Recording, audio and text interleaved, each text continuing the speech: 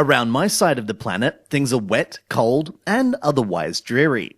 Perfect weather for snuggling up on the couch and watching my favourite shows and playing my favourite games. Sadly, I won't be able to get to my weekend of adding to my couch dent until I cover the news of the week. So, without further more to say, this is the Friday News Wrap-Up for the 27th of April, 2012. The world of Might and Magic has seen itself go through more than a few genres in an attempt to give fans a chance to experience its long-running story in new ways. Soon, Ubisoft will be tackling the collectible card genre with Duel of Champions, bringing the title to PCs and iPads in the next few months. Little else can be speculated about the gameplay at this time, so hopefully we'll learn more soon. As mentioned last week, Acme Play, the developers of Pizza Boy, teased their upcoming title, My Little Hero, with what we can only assume was the game's intro video. Little else was mentioned about the game, but a trailer centered around the gameplay has been released by publisher NCSoft. Piecing together what looks like action RPG and adventure game elements, the childlike themed world seems equal parts nightmarish and delightfully innocent. We'll have to see how the game plays once it drops sometime during May this year. Brink developer Splash Damage is no stranger to team-based combat, so when they say they're dipping their toe into the App Store to pit players against each other, it's hard not to stop and listen. In-house team Warchest is handling the upcoming turn-based title dubbed Rad Soldiers, and the game is looking utterly gorgeous already. Set for a June release, it's quite possible the game will be free to play, so it will be interesting to see how that's handled in this asynchronous title. If you've spent any time around a PC or a Mac, it's likely you've also spent time playing, or at least trying to play, Cyan World's puzzle favourite, Myst. Unfortunately, while the game itself remains entertaining, the pre-rendered world is extremely outdated. Thankfully, Real Myst solves this problem by rendering the game entirely in 3D, giving you the ability to free roam and free look to your heart's content. We'll hopefully see a release of the game later this spring.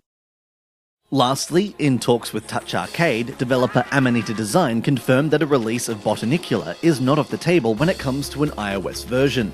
For now, the studio is keeping its focus on supporting the Mac and PC versions of the game, but it also considers tablet devices to be perfect for their game. So, fingers crossed on this one being more than speculation.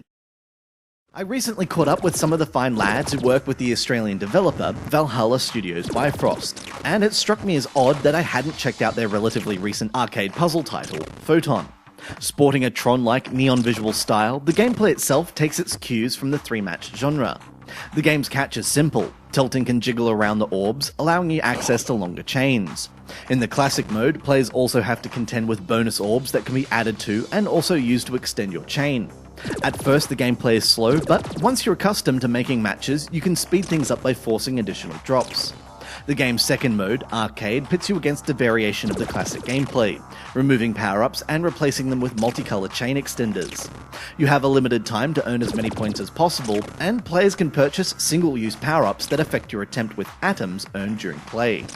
Of course, players can purchase more atoms via in-app purchasing, giving a distinct advantage to those who pay to play over those who have to grind their way there. Nonetheless, Photon is a simple puzzle distraction that will keep your hands busy if you need a new time waster.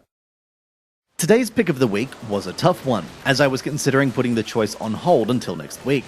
However, on reflection, I have to give a shout out to Everplay and Firefruit Forge's arena platformer, Spellsword. As a gamer, it's so easy to fall into the trap of wanting something with more meat to it. A storyline with characters that develop, mechanics that require more than a casual stab to perfect, and other deeper features. However, there's something to be said about a game that elegantly combines its scoring with the gameplay mechanics itself. Heck, there's customization too if you like a particular spell more than another. Better still, if the touch controls aren't to your liking, then you can use an arcade instead. Spellsword is a neat little package, and worth checking out. Until next week, you can keep track of us via Twitter and Facebook, or like and subscribe down below. Have a great weekend. This has been Andrew with AppSpy.com. We review, you decide.